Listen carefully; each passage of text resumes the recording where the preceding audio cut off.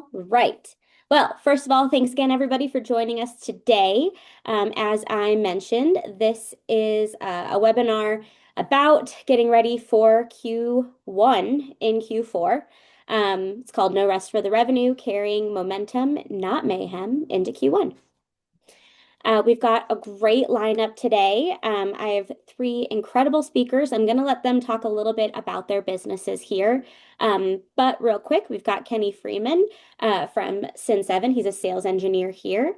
Harry Hartman from ISBA, and then Greg Flint from 413 Digital. I'm going to let you guys go ahead and just really quick explain who you are and what you do. Kenny, because you're furthest to the left, we're going to get started with you.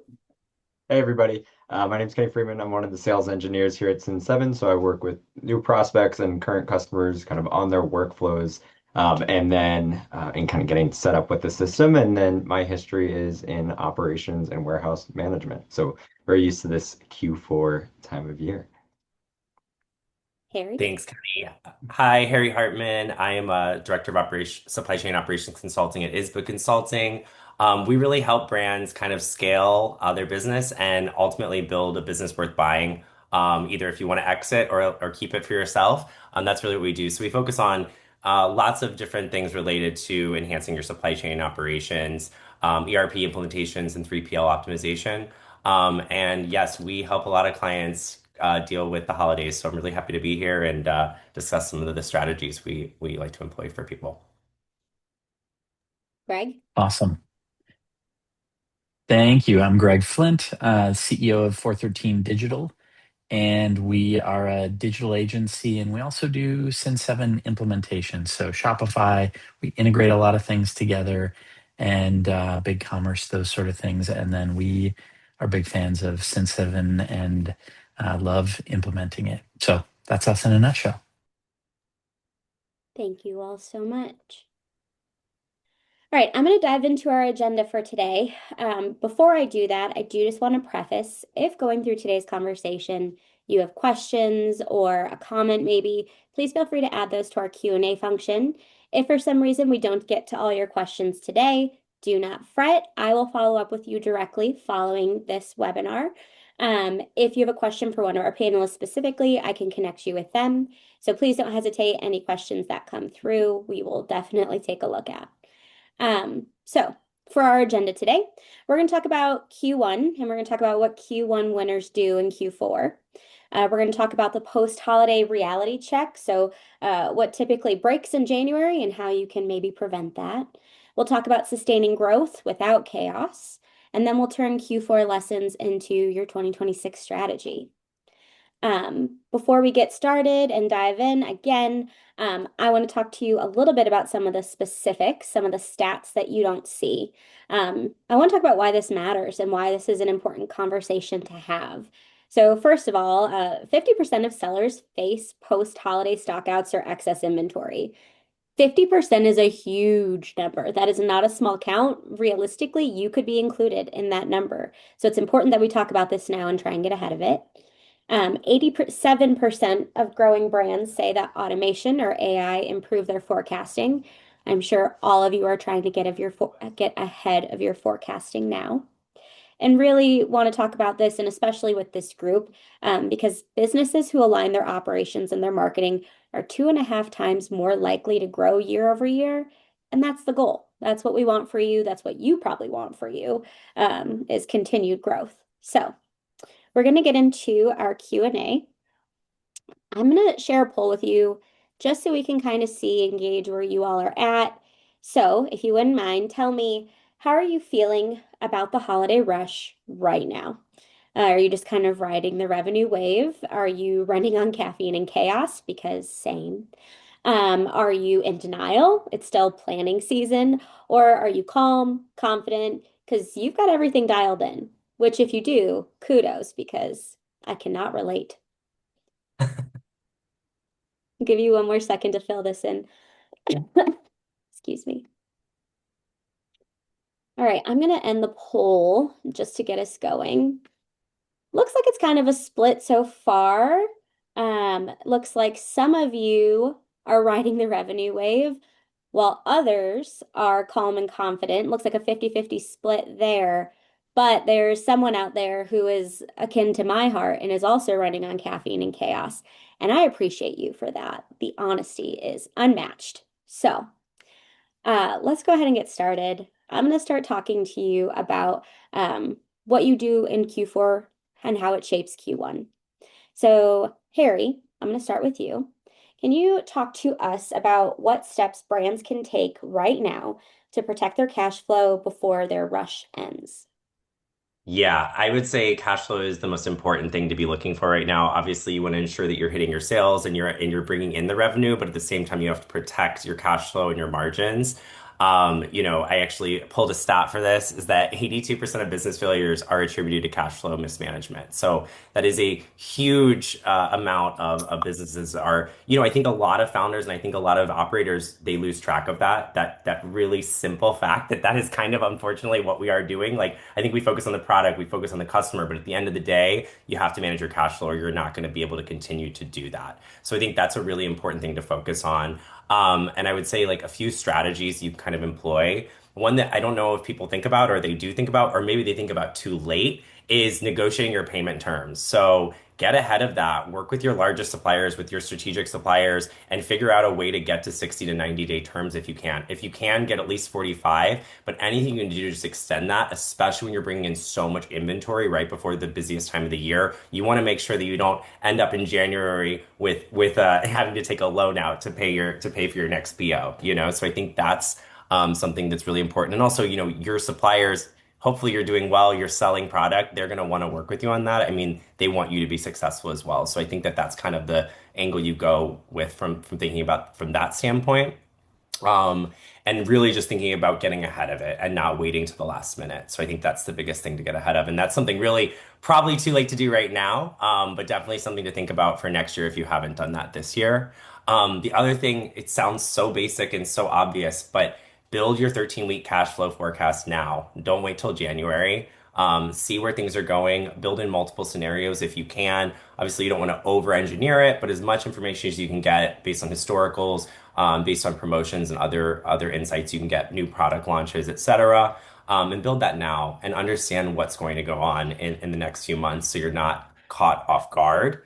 And then, the last thing, again, related to money and buying products and paying your employees, get your loans ahead of time. If you do need more financial, if you need help, if you're going to need to borrow money, do that sooner than later. Don't wait till Q4. I think that those are kind of the main things. It's really just related to keeping your financial house in order so you have the cash flow to enable your growth and the ability to just continue buying products without that really awkward, terrible feeling of, wait, I'm gonna have to go into more debt. I'm not selling, all those different things that can go wrong. So those are the things that I would say to get ahead of it. Yeah, you're calling out a lot about like thinking ahead, right? And forecasting and what that looks like. And you touched on this a little bit, but maybe can you dive in a little bit deeper? How do you advise your clients on balancing their fulfillment with their forecasting? How do they, what advice would you give them to plan for that? Yeah, I would say forecasting is the most important piece of this. Obviously, like it's an art and a science, right? But you need to really work closely. Let's say you're working with your fulfillment partner, your 3PL, for example. You need to start working with them, as early as October, if not sooner, on kind of your plans for the holiday. What are you guys looking at? What is the marketing team forecasting based on last year? Are there any crazy amazing product launches or huge promos you guys are doing or influencer collabs that are going to just skyrocket sales? So I think like you even touched on this earlier, Lauren, is just like being synced with your marketing teams and not siloed and just really focusing in on being a team and working together to achieve that goal versus it being, oh, I've got my cash flow targets and I can't bring product in. And then you've got sales saying, no, but we're going to have a 200x lift and like not being able to agree on that. And then you have an issue where, you have a supply chain person who makes that decision to say, I'm not bringing in that product or I'm not giving that forecast. I'm not overcommitting. And then all of a sudden you have a huge issue because you actually did hit that 100% lift during the holiday that you never had achieved before. So I think it's really important to just be in sync and also have that kind of leadership where, you've got your CEO involved, you've got higher level leaders leaders who are kind of making that decision for the teams. So you don't have the more of the operator level or even the director level employees kind of, fighting it out for their KPIs. Yeah, you're Harry, I don't know if you know this, but you're really good at like talking through the reality of what has happened, like could happen, right? Like, and that is, I mean, at the end of the day, that's why you go to somebody that can consult and advise you. Because these are things that maybe you don't think about until it's happening and you're like, oh God, it's happening. What do I do? It's happening. There's fire everywhere. It's fine. It's fine. So I appreciate that. Maybe tell me more, what are like the top 2 to 3 things that you would tell somebody to check off in December so that Q1 is not reactive? Like, just these are the things that you need to do. I know that maybe one of those is forecasting, but tell me maybe 1 or 2 more.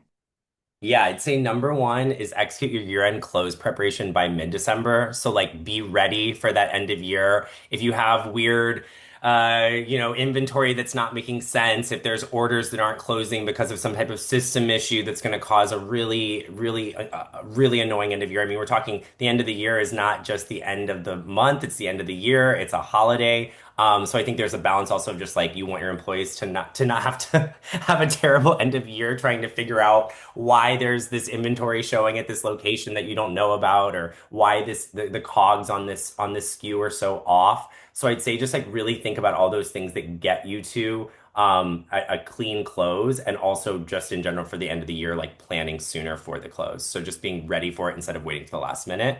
Because there's going to be surprises, especially with all the inventory movement.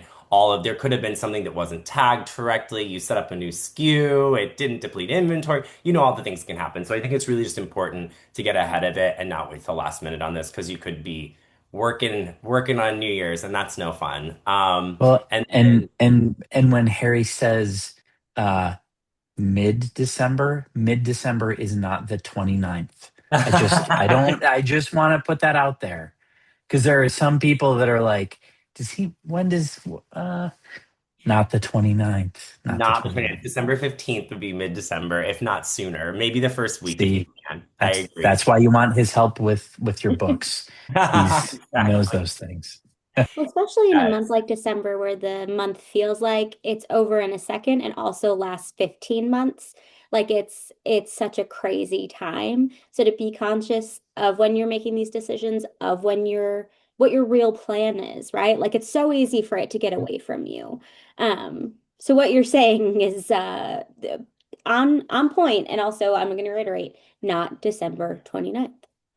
Exactly. Care. Yeah, and I think the other thing is just to really finalize your Q1 operating plan with trigger-based metrics. So define the KPIs, define the kind of like tolerance levels that the executive team has for different metrics, and understand what it means. If we hit this, oh, we need to pull back that, for example. Or, oh my gosh, we hit this, so now we can actually invest in that. Or, all those different things. But I think you have to like you don't just wait till it's happening to analyze it. You kind of have to have the discussion before and understand what your comfort level is before you're in panic mode and you're making crazy decisions. Right. The last thing, So and then go ahead. Yeah. removing the I love the idea of remove the emotion from the decision. If you already have those checkpoints in place, then you don't have to make the decision when you're staring down the barrel of cash flow that isn't maybe exactly what you had hoped and whatever else. So I love that. And we have the very same conversations with people. Don't decide when the emotions are high and everybody's like, but where and when and how? And no, we already decided this. The number is this. We're going to execute this decision. It's Exactly. awesome. I agree. And the last thing I'll say, and then we can move on from me, is just anything related to locking in your supplier contracts and terms. So if you can lock, December is when you have that leverage. You have the cash. The suppliers know this, right? So you can negotiate your rates. You can lock in favorable payment terms. So if you didn't get to it before the holiday, maybe you can at least do it now when you have that negotiating power. And this doesn't just for your product suppliers. This is also for your 3PL or any of the other vendors you work with. And the last thing is, if you are using 3PLs, audit their holiday performance now while it's fresh, because this is really when it's their time to make it or break it. So this is a really good time to either, say you did a great job or say, this is really not working. We can't have this happen next year. What are we going to do to fix this? So you can either negotiate better rates or actually negotiate those SLAs or decide, maybe you need to part ways. Yeah, that's a tricky conversation to have, but so important to be conscious of it. A lot of what you're doing right now is going to help you make decisions for the coming year. And highlighting that, I think, is a really good call out. Greg, I'm going to bring it over to you from a digital perspective. What can teams be setting up right now in terms of like automations, content, campaign planning, to avoid, the darkness that can sometimes come with January when you're just trying to catch back up? Yes. The, a few things. There is still time, especially from the marketing standpoint. Chances are good that your campaigns are loaded, your copy is ready, everything is pretty much done. Maybe a few little tweaks. If you haven't even thought about January, which I mean, you would not be alone, but if you haven't thought about January from a overall campaign standpoint, now is the perfect time to do it because there's a little bit of a there's the buzz of the season, so there's enough energy around the office or around Slack or wherever it's around, to maybe get the first blush of those campaigns and the plans for January and probably all of Q1 down, so that you don't come back on January 3rd and go, oh, we survived. And anybody work on a campaign? No? Okay. Well, I guess now's a better time than never. That's that from my standpoint, it's plan it now. You will feel so much better in mid-December, the 28th, when you can look at it and go, okay, we've got a structure. It doesn't have to be completely baked, but you're way ahead of schedule. So that's what we typically are telling folks. Get the plan, get it down. If you can get the entire plan baked, awesome. If you already have most of the plan baked, get the automations in place so that you can roll back in and be like, hey, remember that email that was awesome that we wrote like what feels like 15 months ago? Yeah, there it is. It just went out. I'm feeling awesome about life. So yeah. Yeah, we don't talk enough about how much an automation saves the day. Like, future you will be so happy. Like, future just, you Future you is in love with past you that automated stuff. Like future you is so happy with past you. yeah.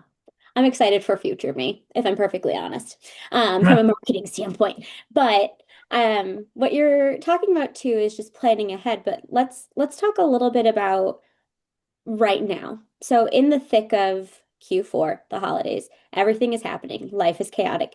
Hopefully, these companies are getting some new buyers coming in, right?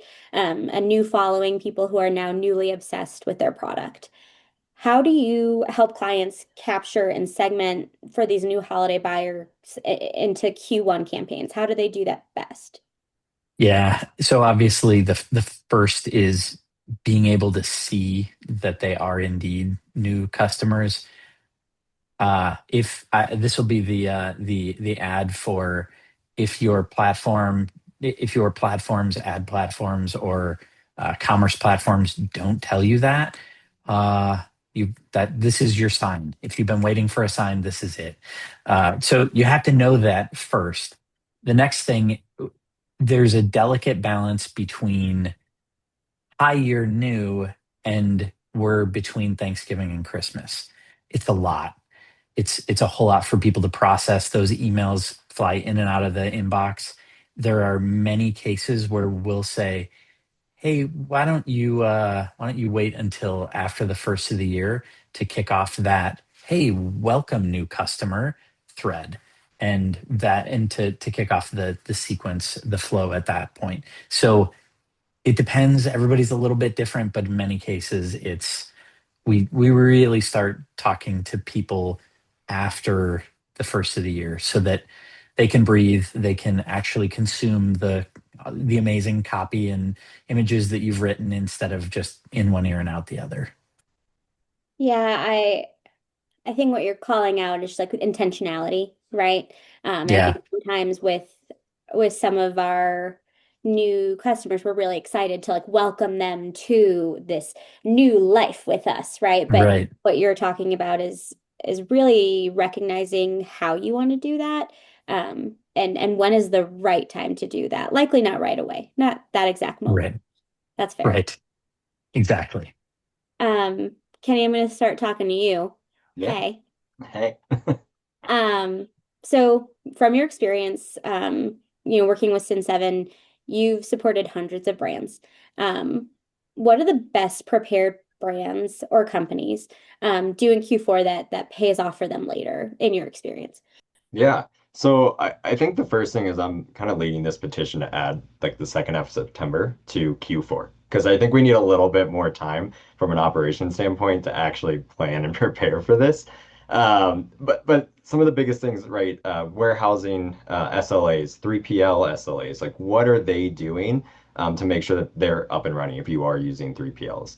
Adding overflow capacity or making sure that we have enough staffing, kind of the little things that you know we'll get to it when we get to it, but if you plan for it, it just makes your life a little bit easier if you do that a couple weeks ahead of time.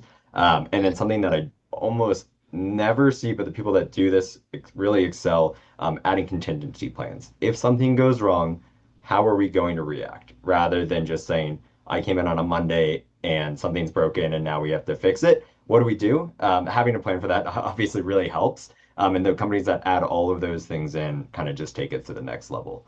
Uh, we've kind of touched on it a little bit. I think automating the boring stuff though is kind of a big thing as well, right? Getting those or automated forecasting. Harry kind of mentioned that earlier, and we'll touch on it again. But having the system automatically like creating purchase orders for you, or a system creating purchase orders for you, standardizing like return workflows. Anything that can save you 5, 10 minutes a day, or just save you a headache, or save you from getting distracted from what really needs to happen it just goes a really long way. And then the last thing is we can plan and we can add all these things up, but I think every single day you just need to take a second, have a meeting with your team or your operations team, and just do a little stand up and just say, hey, here's how we did things yesterday or the last couple of days. Here's what's working. Here's not. We're gonna make a quick change here and try something. Maybe not too new, but try something new to kind of help with what's been happening. And I think just doing that operational stand up kind of makes your team feel like, okay, we're all involved in this. This is a team thing. And then it makes your daily backlog get a little bit smaller and smaller. And then you're not going into Q1 kind of with all these like random things that, we just haven't been good at doing stock counts or the little things that we're doing daily until we get to Q4. Like we have to keep doing those things. So just take a step back for a second with your team. And for the record, we're I won't speak. I will speak for Harry. Yeah, the last 2 weeks in September, we're signing your petition. We're in. Perfect. Yeah, Great. Q4. Yeah, let's do that. I'm in. I also, Kenny, stand-ups. It's like, especially since remote work, I don't think people understand like that there's so much value in a stand-up, especially in remote work. If we used to all work in the office together, we'd see each other. We don't need a stand-up, right? That is the stand-up. But I Mhm. think that people, and I think people are resistant to it. I think people are like, why do we need a meeting? And it's like, we need a meeting because we need to all be in the same room, all able to say something at once. It's so different than Slack. It's just you need it. So I think that's one of those really simple, effective things that no one wants to hear, but it's really important, especially during this time of year. Yeah, if 100%. it's always chaos, how do you kind of reset? You can just stay in that chaos every single day, but if you have a moment just to talk things out, even if it's just asking how people are doing, the little things kind of just reset, make you feel a little better, and then you can get back on those tasks that you need to really do. So yeah, no, I think it's the most important thing that people can do. Yeah. So, This is going to sound silly, but like basically what I'm hearing are like this season is a team sport. Like everybody's got to be on the same page. Yes. And I really appreciate that call out, Kenny. So when you were saying earlier that you think that one of the most successful thing or one of the things that most successful brands do is having contingency plans. Immediately I was like, that's so like almost obvious. Like, yes, 100% I should have contingency plans. How do I make them now? Like I am running, it's chaotic. But what else that you brought up, and I think is really important, is the automations, the getting rid of the tasks that are monotonous and boring. again, maybe evident, but like if you can automate those things, if you can get those off of your to-do list, then you have the time for the contingency plan. You have the time to think about the what ifs and how to get ahead of those so that you're not coming in on a Monday and hating everything. So I appreciate that call out. And I think sometimes it's just prioritizing, okay, step one, automate what I can, get it off my plate. Step two, plan for the worst case scenario, hope for the best case scenario. I think that's a critical thought process that I think when you're running a million miles a minute is very easy to forget. So I love that you called that out. Greg, were you Yeah. going to add And to by that? the way, Yeah. yeah, there are 3 days next week that are weird because it's kind of like the lull before everything explodes. Those Mm. are fun times when everybody's kind of milling around because they feel like they should be doing something, but they don't know what they should be doing. Those are the moments to close the door and say, these 3 tasks will be automated before I eat turkey or whatever it is you do. Um, that's those are valuable days that instead of just thinking you should be doing something and not really doing something productive, capture those, automate something, and future you will love you for it. Yeah. I think also the contingency planning, I think anything you do to make contingency plans as simple as possible and not perfect, right? Like if it's like an 80-20 thing and you know, with this thing broke and it's 100% wrong now. So if we can get it 80% right with a little bit of effort when we're all really stressed out and doing a bunch of other things, instead of being like, we have to be perfect, it has to be super meticulous, we have to leave no speck or stone unturned, like that sometimes is unrealistic and sometimes you just have to be you have to be okay with the fact that like you already messed up. So what can we do to salvage instead of trying to be perfect? And I think sometimes people get even more stressed by trying to achieve perfect when you've already made a mistake. It's like you kind of just got to say, look, we messed up. We're going to do our best, and then we're going to try and be perfect next time. I think that's really important too. Yeah. Option two isn't going to be as good as option one because there also would be option one. So Exactly. just keep things moving forward. Yeah, no, I love that.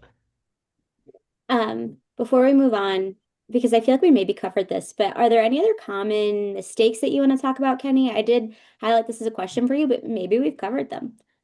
Yeah, I think that forecasting piece comes into play, right? Out of stock items, that's really common. It sounds easy. And the reason that the four of us are on this call is because we bring up these obvious things because they're not obvious to everybody, right? For one business, this might be obvious. For someone else, they might always have overstock and never worry about it. Well, you kind of have the same problem just in reverse.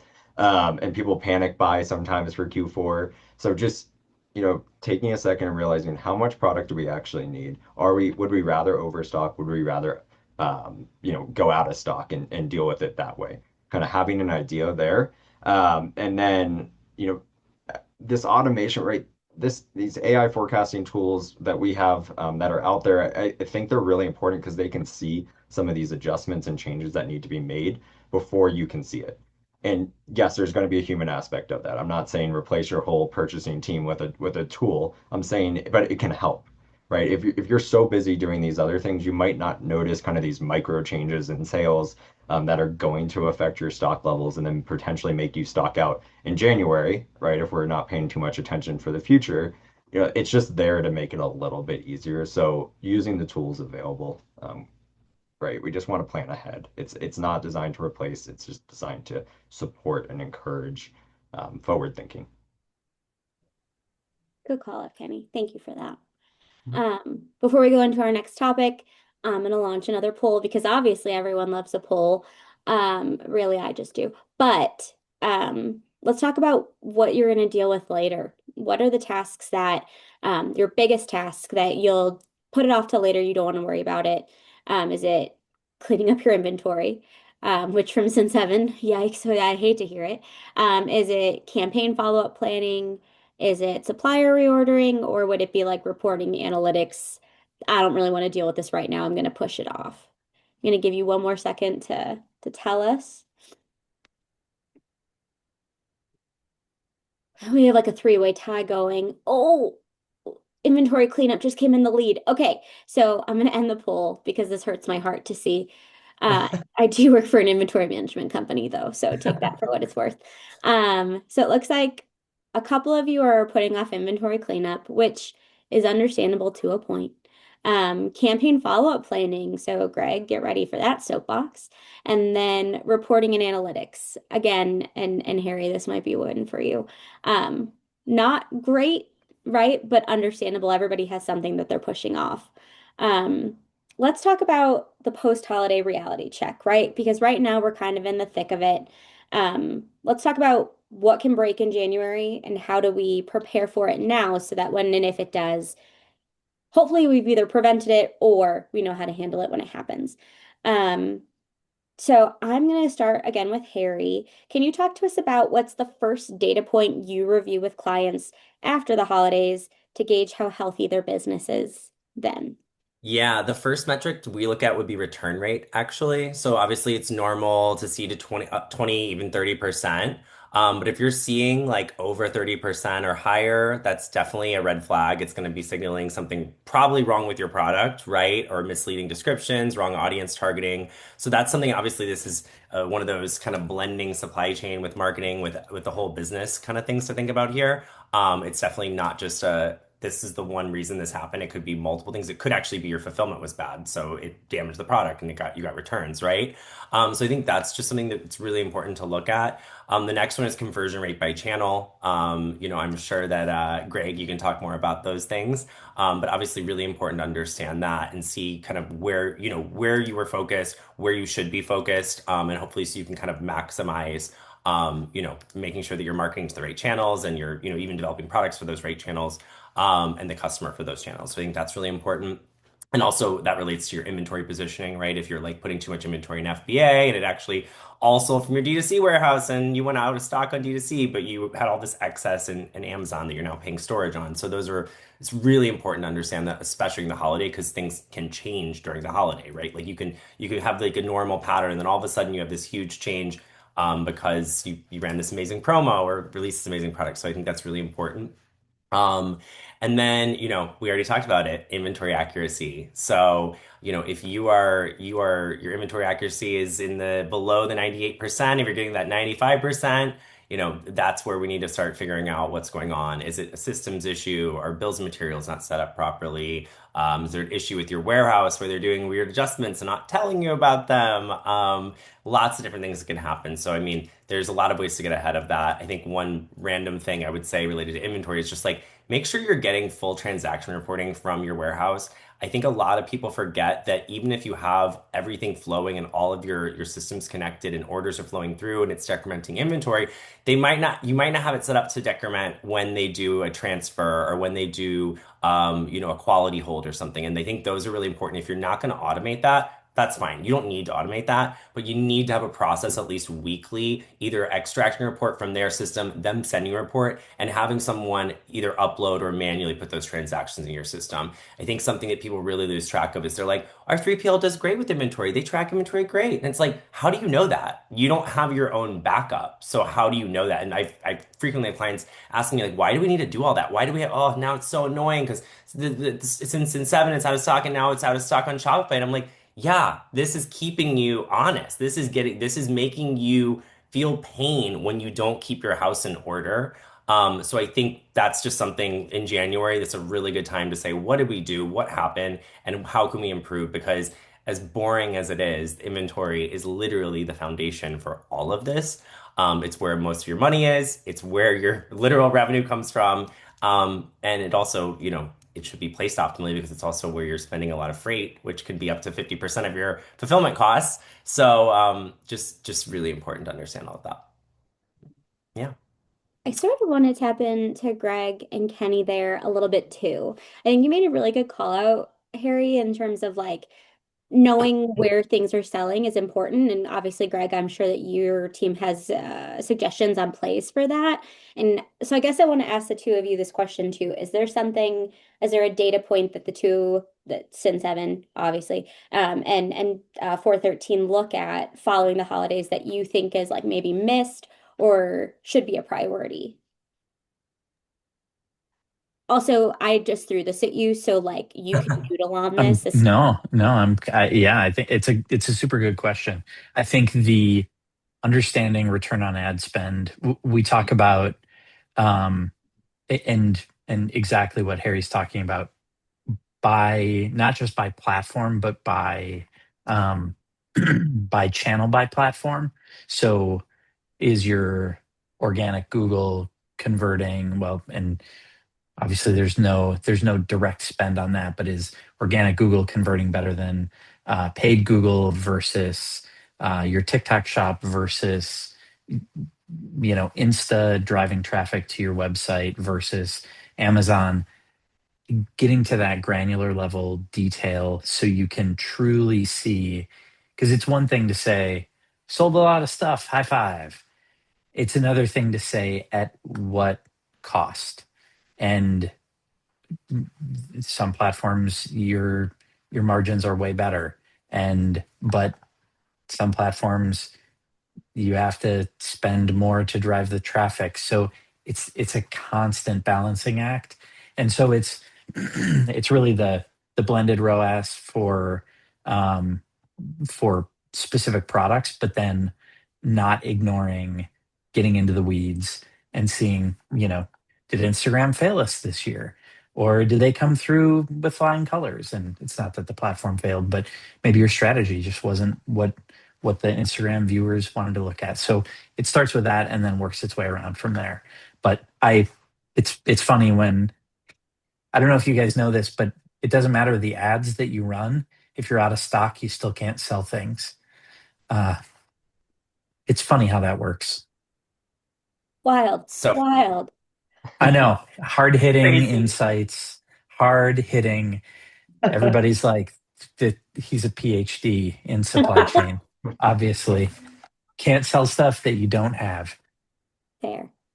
Yeah, to build off that, Greg, a little bit, I think for omnichannel sellers where, we have Shopify, we have Amazon, we have eBay, right? We're selling on all these different channels, and we want to know the costs for the products that you're selling on those channels, right? We want to see the profitability by channel. I think for a lot of people, they just see revenue, but when you have six, seven, eight different sales channels, even, you will be making more money by selling through Costco than you will through somebody else.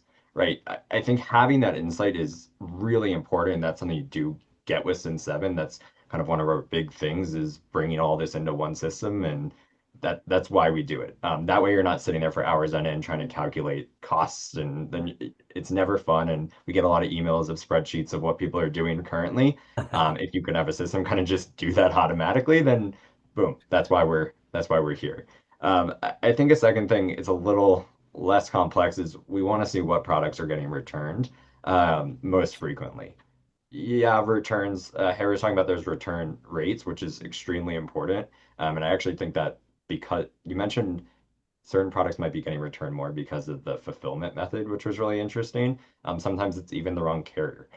It could be a carrier that just isn't good at getting your stuff out on time or damaging your goods. It could even be the route that your warehouse is on. I've seen that too. I've been in that situation where you actually have to go to a different FedEx location so your products get out to your customers on time and your boxes aren't destroyed by the time they get there. So those little things. But I do think like seeing which products um, get returned at a higher rate is really important, or just the sheer volume of it. Maybe it is a product defect, so nothing new there, but it's just kind of like it's just so important that I want to kind of reiterate that point.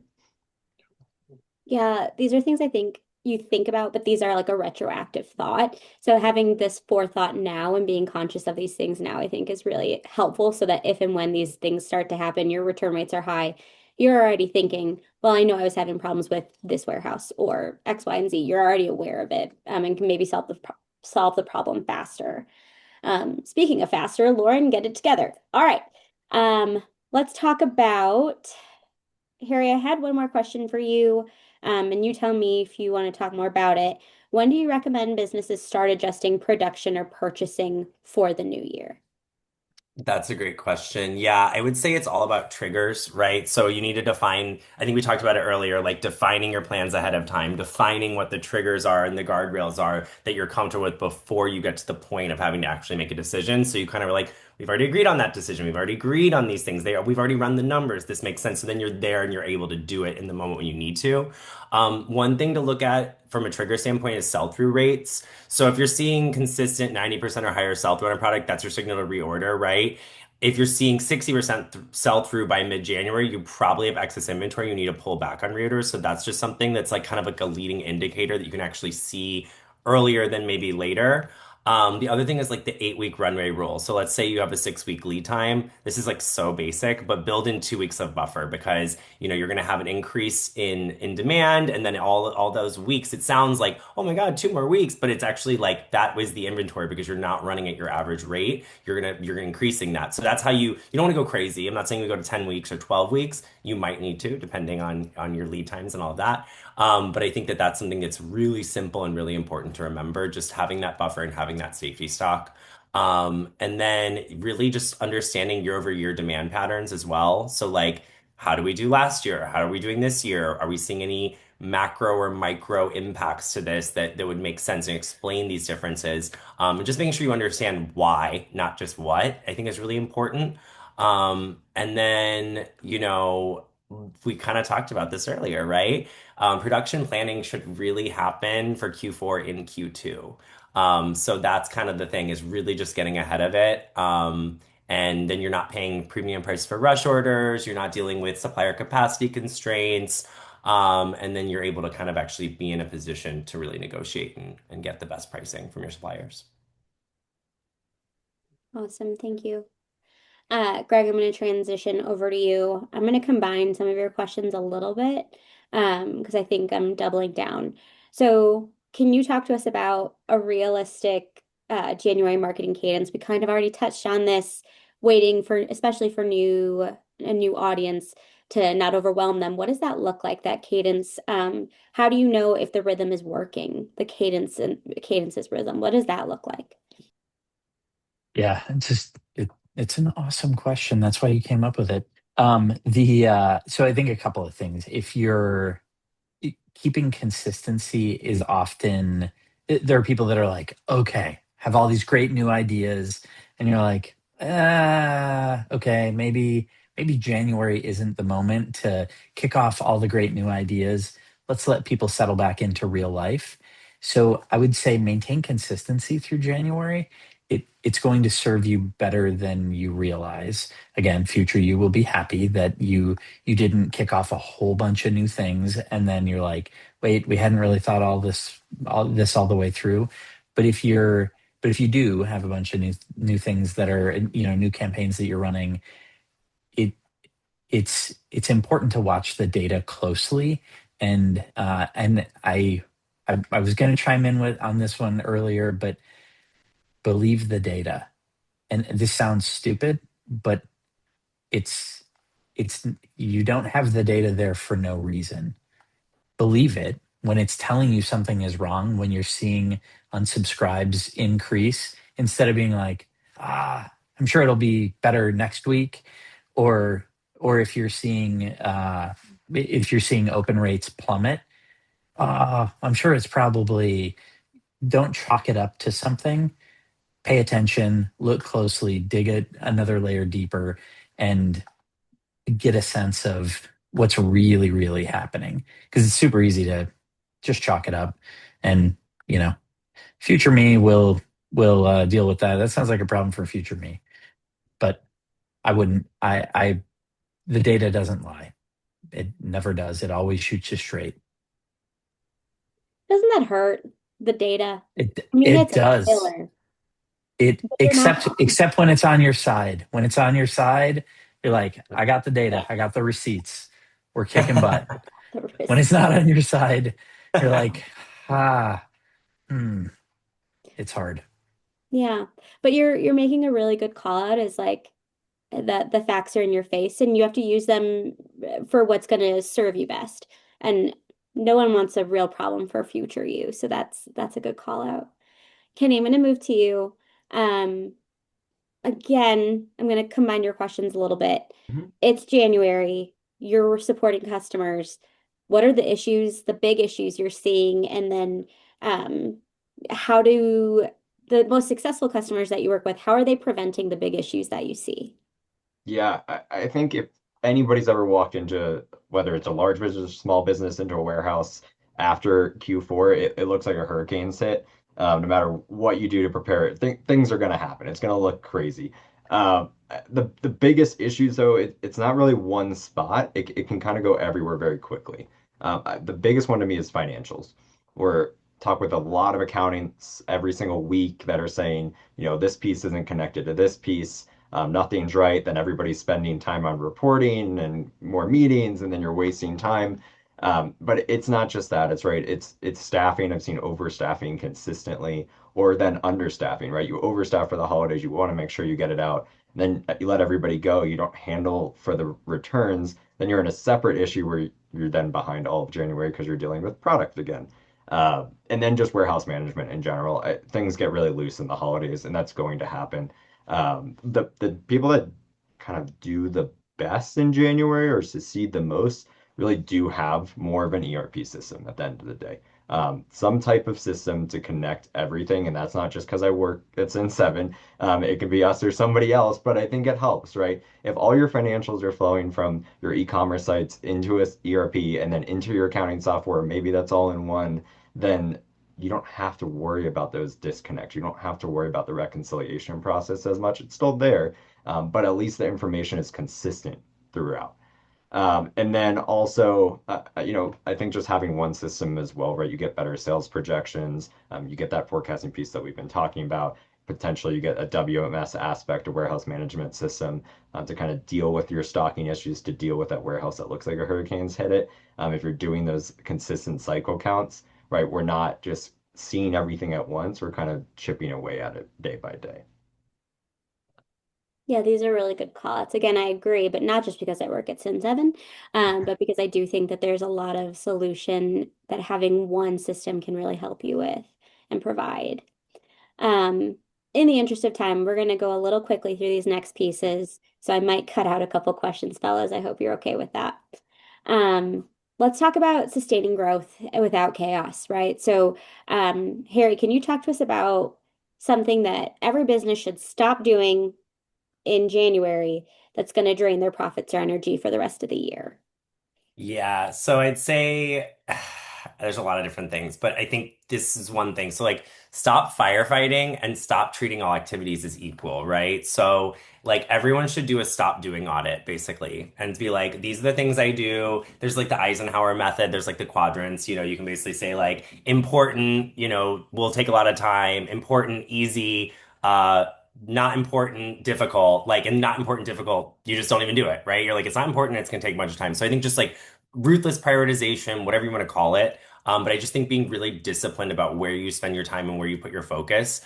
And also just not doing things to do things, like constantly questioning, like, why am I doing this? Is this providing value? This meeting, this dashboard, this report, like I'm spending 2 hours a week on this report and no one's reading it. No one's reading it, no one's responding, no one's asking follow-ups. This is not a good use of my time. So I think that's a very high level, something that anyone can apply, like outside of business, even in maybe in life. But I do think that that's really something that I think leaders should be focused on and kind of like focus on that so that their teams also follow that way of working.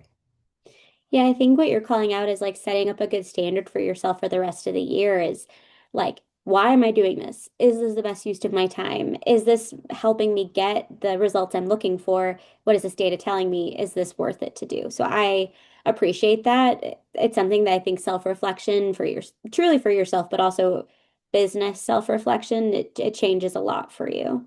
Yeah. Um, Greg, also thinking long term when we're talking about customers, talk to me about like what's an underused marketing asset post the holidays that will actually drive loyalty, that will keep the customer coming back so they're with you the next year for the holidays. Yeah, one of my favorites is I think there are a lot of companies that don't want to talk about returns.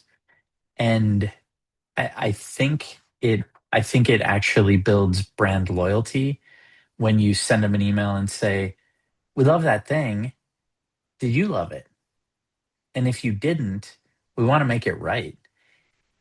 And the amount of like, I mean, we've seen people who then get returns and but then they get huge additional sales that come on top of that. So it's super counterintuitive.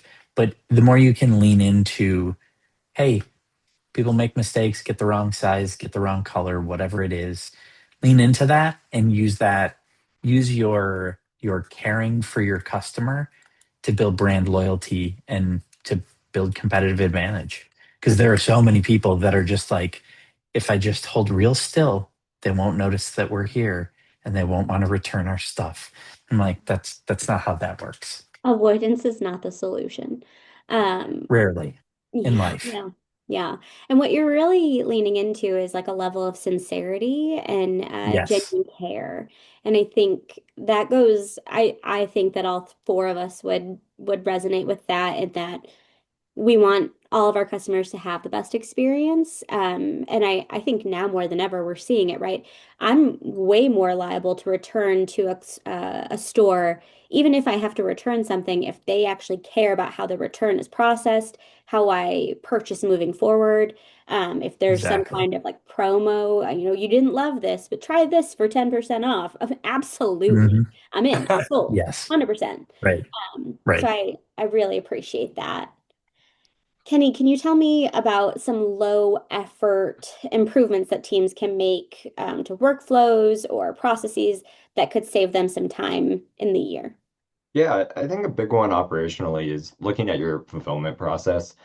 It looking at how long it's taking people to pick and pack orders, it might not seem like a big deal, but if it's taking 5 minutes per order when it could be taking three, right? Look at how your bins and racks and your warehouse is set up. Look at where the product is located. Are your most common products on the other end of the warehouse that people have to take 100 extra steps every time? Doesn't sound like a big deal. It's great for working out, but also it's worse for time. So just like little things that like don't feel maybe like a big deal. Oh, it's just over there, it's just on the other side. Not a big deal. Well, if it's the most ordered product, it should be right by the fulfillment station, right? Let's get it out the door. I think from a leadership aspect, just documenting and training on SLAs, it doesn't take that much time. It'll take time for that to like really build into your everyday work, but to actually create those documents and get them out there and train everybody on them is huge. Doing things on the fly, having processes in employees' heads, that's not going to work long term, and it doesn't allow for any like growth, or it doesn't allow for any accountability, and that's more important than really anything else. Yeah, you're really tapping into like efficiencies and being conscious of your team, which feels obvious, but again, isn't always obvious because you're so busy maintaining the day to day, right? And just keeping things status quo. But what you're talking about are improvements that can really help the team.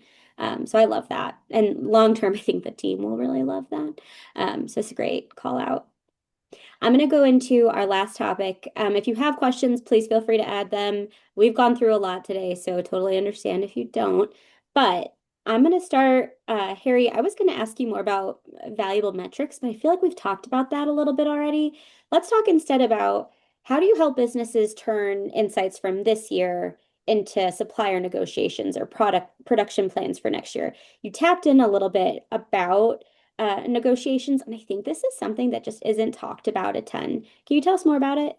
Yeah, I mean, hopefully you have a great growth story to tell, right? I mean, I think that's the goal. And I think it would even be great to have the story of, look, there was this actually this out of stock, and we would have actually sold this much more. We had all this, you have your web traffic and you can see all like the Shopify orders that didn't actually get to go through, but they viewed you. And I think all of those kinds of things, any story, it's about storytelling, right? So like it's about data, but it's also like how do you take that data and turn it into something that's compelling? And I think it's a really simple answer, but I mean, high level, let's just say the scenario is you did really well. You sold you 200x over the holidays. It was your best month ever. I mean, these are things that you tell suppliers. This is how you get them on your side. This is how you get them excited. So you get a 3PL excited. They're like, oh my God, look at all this volume we're gonna get. We're gonna get to pool their freight. We're gonna get better freight rates for all of our customers now. So I think you just gotta be hopefully you're doing well, and hopefully you have a success story that you can tell. But also on the other side of it, if you didn't do well, being able to speak to why you didn't do well and actually understand why and feel and be confident in it instead of being like,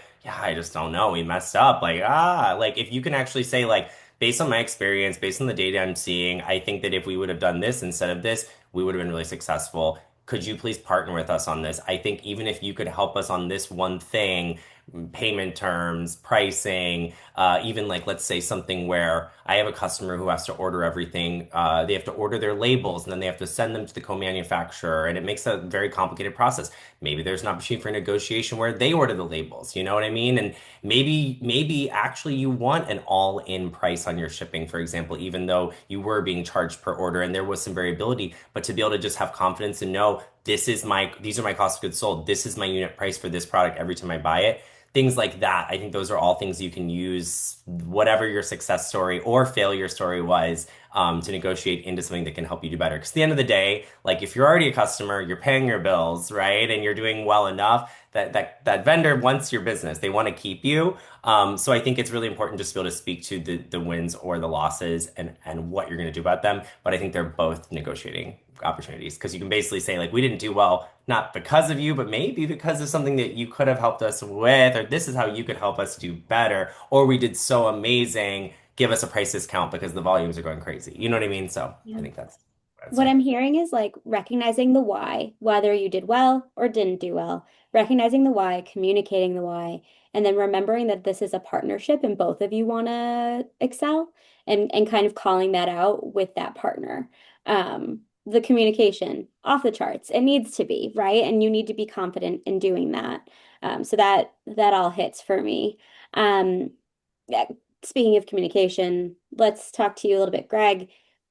When you're talking about the rest of the year and planning, um, how do you recommend, actually, let me change that. How do you carry forward content from the holidays, from Q4 into your content and into your product development? How do you recommend doing that? And it's a lot of times seeing sometimes it's seeing the thing that isn't there, meaning if there was a keyword that maybe you ranked really well with, or that drove a lot of revenue, and it's not driving as much revenue. It's easy to look at the things that you're winning at and be like, yeah, we need to do more of that. But it's looking at the opposite and being like, what happened there? Has just industry trends, have they moved? And that's just not relevant anymore. But also there are times when, if somebody's searching for something and they kind of in a tangential search term kind of stumble upon your product, or they're searching for something else and they end up converting, and you go, wait a second, they were looking for something close but not quite, and we could expand into that market, no problem. So it's look for the things that aren't there. And it's sometimes hard, but when you see them, it feels like you just struck gold, because you're like, oh, this is a golden insight. That's a really great call out and maybe not so expected in terms of like looking for what you don't see. I think that makes such a difference in long-term planning. I think that's great. And Kenny, I'm going to bring it to you because I think this kind of connects with long-term planning. How do you help brands build repeatable systems so that each year feels a little bit easier than the year prior, Yeah, hopefully? I think with your system, whatever you're using, whatever technology stack that you have, I think you need to just take a look at one at a time, right? It's not, here's my whole business, how do we fix everything? I want to put it together, but I'm not sure, right? I think finding an ERP or finding a system like an ERP that has all these in one, I really do think that helps because then you have parts of your business that connect rather than, oh, I have this integration and this accounting system and nothing talks and you're in meetings all the time and trying to put it together, but you're wasting time. I really do think looking at one piece at a time and saying, okay, could this be fixed if we connect these two things? Great. See what pieces of your puzzle. Think of it like a almost like a Lego city or something, right? Like we have all these little different pieces. It looks like nothing. It doesn't work until you build it up and you actually put it together. So I think looking at an ERP or an ERP light solution, if you will, is really important because you get all of that in one place, and then your teams have visibility into what your other teams are doing. And without that visibility, I mean, it's just slowing you down. Your Lego city is demolished without the visibility. I really like that you brought in Legos to this. I've Hopefully been someday trying all you're selling day. Legos. Okay, this was all, I think, super helpful, a lot of tangible advice and takeaways. I recognize that we are at time. Is there anything that anyone wants to shout out or say before I let you all go? Just a last minute thought. Doesn't have to be, just in case. Okay, good. We left it all on the floor. We Amazing. did.